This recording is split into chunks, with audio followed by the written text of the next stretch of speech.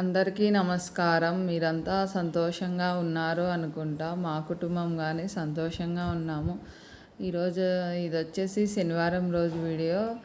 మంచి టిఫిన్ కానీ చేసుకున్నాము. అది కానీ వీడియోలో మీకు చూపిస్తాను. మీరు కానీ ఎవరైనా తెలియని వాళ్ళు చేసుకుంటారు, తెలిసిన వాళ్ళు బాగా టేస్టీగా తొందరగా అయ్యేదట్లా చూపిస్తాను నేను ఏ విధంగా చేసుకున్నాను. శనివారం రోజు ఈ ముగ్గులన్నీ ఎంత అందంగా కనిపిస్తున్నాయో. అసలు శ్రీనివాసుడు లక్ష్మీనారాయణుడు మన ఇంట్లోకి నడిసొచ్చేలాగా అలంకరించుకొని పూజ చేసుకుంటేనా, మనకుండే దాంట్లో అలంకరించుకొని పూజ చేసుకుంటేనా అది నాకు చాలా ఇష్టం. అట్లా చేసుకోవడం అంటే ఎంత కష్టమైనా కానీ అలంకరించుకొని పూజ చేసుకుంటేనా స్వామిని అంతా మన గుమ్మాలు ఇంటి ముందర ఉర్లీలోను చాతనయ్యేంత వరకు ప్రశాంతంగా ఉంటుంది. ఈ విధంగా అలంకరించుకుంటేనా అసలు మన ఇంట్లోకి ఎవరన్నా అడుగు పెట్టినా కానీ అబ్బాయి ఎంత ప్రశాంతంగా ఉంది, ఎంత బాగుంది అని కళ్ళకు సొంపుగా కనిపిస్తాయి కదా. అట్లా అలంకరించుకుంటే చాతనైనంత వరకు అలంకరించుదాం భగవంతుణ్ణి. మనము సంతోషంగా ఉన్నాము. ఇంకా పూజ అంతా మొత్తం అయిపోయింది. శనివారం రోజు తులసి దళాలతో స్వామిని పూజ చేసుకున్నాను.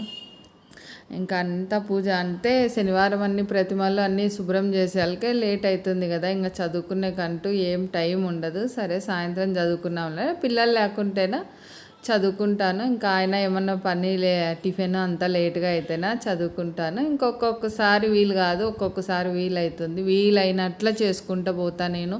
ఇదే విధంగా చెయ్యాలా అనేసి మట్టుకు ఎప్పుడు అనుకోను. ఆ విధంగా చేసుకోవాలంటే మనకు చేత కాదు. నాది చెప్తాను, నన్ను చేసుకోలేను, నేనైతే చేసుకోలేను. నేను అనుకూలంగా నా పనులు ఏదే కానీ నిలబెట్టకుండా ఎప్పుడు పనులు అప్పుడు పూర్తి చేసుకుంటా అంటాను.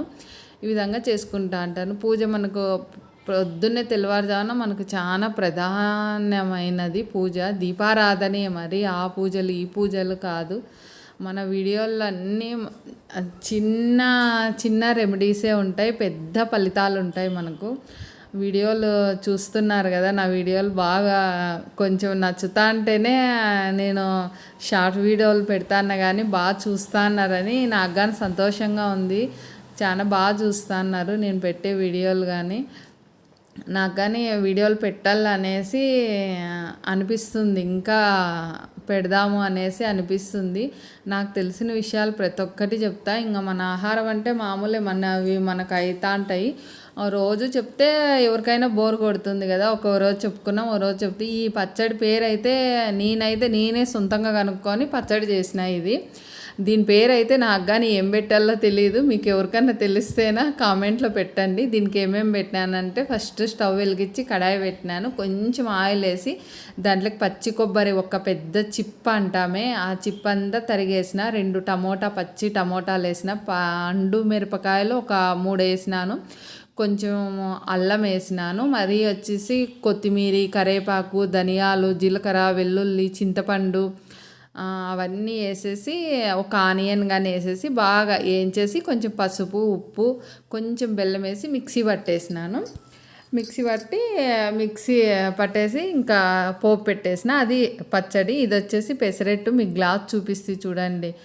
ఆ గ్లాస్ వచ్చేసేసి గ్లాస్ నిండా పెసులు తీసుకున్నాను. ఆ పెసులును సగం గ్లాసు బియ్యం తీసుకున్నాను, రేషన్ బియ్యం అంటామే, అవి తీసుకొని నైట్ నానబెట్టేసినాను. నానబెట్టిన తర్వాత దాంట్లోకి వచ్చి కొన్ని ఉద్దిబ్యాలు వేసేసి నానబెట్టేసినాను. అది ఉదయాన్నే లేస్తానే ఫస్ట్ వంటింట్లోకి వస్తానే మిక్సీ పట్టి పక్కన పెట్టేసిన. ఇంకా పూజ అంతా అయిపోయాక ఇంకా అది అయిపోయింది. ఈ విధంగా దోశ వేసేసి ఇది అప్పటికప్పుడు ఆడించుకొని వేసుకునేది. ఈరోజు ఆడిచ్చేసి రేపు వేసినామనుకోనా అసలు పులిసిపోతుంది, టేస్ట్ కానీ బాగుంటుంది. దానిపైన వచ్చేసి పచ్చి కొబ్బరి, క్యారెట్, పచ్చిమిర్చి, కొత్తిమీర వేసినాను. పిండిలోకి వచ్చేసి అల్లము, పచ్చిమిర్చి, ఉప్పు వేసి ఆడించిన. కొంచెం వంట సోడా వేసేసి పిండి దోశ వేసిండేది. దానిపైన పచ్చి కొబ్బరి, క్యారెట్, మళ్ళీ వచ్చేసేసి జీలకర్ర, కొత్తిమీర వేసేసి దోశ వేసేసిన. నెయ్యితో వేసుకుంటే బాగా టేస్టీగా ఉంటుంది. కానీ నెయ్యి బాబు తిన్నాడు కాబట్టి ఇంకా వేయలేదు, ఆయనకు ఒక్కటి వేసి ఇచ్చిన. అవ్వకొచ్చి మీకు దోశ చూపిస్తున్నా, అది ప్లెయిన్ దోశ. అవ్వకు అది కానీ వేయకూడదు. బాగా ఆనియన్ కానీ కట్ చేసుకొని ఆనియన్ ముక్కలు కానీ వేసుకోవచ్చు. ఈ పచ్చడి పేరు ఏమంటారో తెలియదు, నేనే కనిపెట్టి నేనే చేసినాను. పచ్చడి అయితేనే నేను మళ్ళీ రైస్లోకి తిన్నాను. బాగా టేస్టీగా ఉంది. బాబును అవ్వ మా వారంతా తిన్నారు. ఇంకా అసలు వాళ్ళేం అడగలేదులేండి, నేను వీడియో ఇప్పుడు చెప్తే ఇప్పుడు చూసి వాళ్ళు అనుకోవాలా. ఇంకో నా టిఫిన్ పైనాపుల్, క్యారెట్, పచ్చి కొబ్బరి, కొన్ని వచ్చేసి అవి ఉన్న నేరేడు పండ్లు ఉన్నాయి, కానీ ఇంకేం నేరేడు పండ్లు తినలేదు. ఇదే ఒక్క పీస్ తిని కొంచెం క్యారెట్ కొబ్బరి తిన్నాను. ఇంకా వచ్చేసి నేరేడు పండ్లు మళ్ళీ లంచ్ తర్వాత కానీ తిన్నాము. సాయంత్రము 5 తర్వాత పండ్లు అయితే తినాం మేము. ఏదన్నా కానీ 4-4:30 దాకా తింటా పండ్లు కానీ ఏదన్నా కానీ. ఆయుర్వేదిక్లో డాక్టర్ చెప్పింటే నాకు తెలిసింది. మరి వచ్చేసి సాయంత్రం పండ్లు ఇంక మళ్ళీ సాయంత్రం ఉంటాయి కదా.